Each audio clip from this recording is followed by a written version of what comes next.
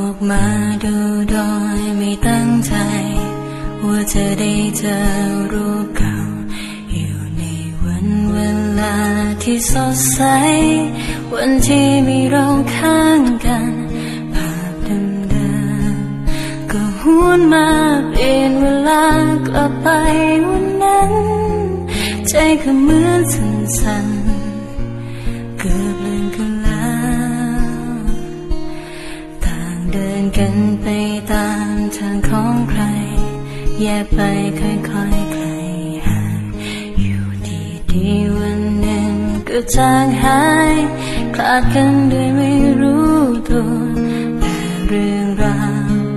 ที่สวยงามอยู่อย่างเดิมไม่เคยมองมัวในหนังสือเก่าๆหนังสือรุ่นเราเล่มนี้รูปเธอยังยิ้มข้างเธอคือฉันเพ่งมองดูนานๆน้ำตาก็มาคลอกี่ปีมาแล้วเธอเป็นยังไงบ้างเนาะค่อยๆลืมเลือนมันไปไม่รู้ทำไมเหมือนกันเรื่องราวเหล่านั้น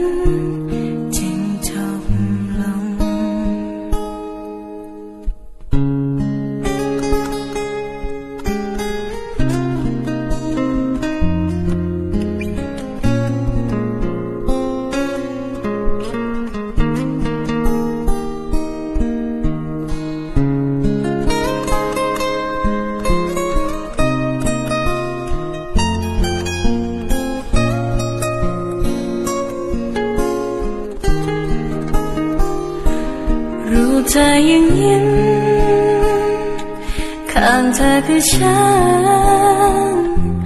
เพ่งมองดู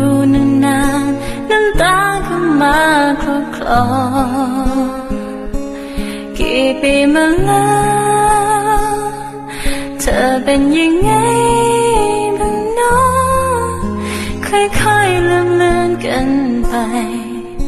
ไม่รู้ทำไมเหมือนกันเรื่องราวเหล่านั้นจึงจบ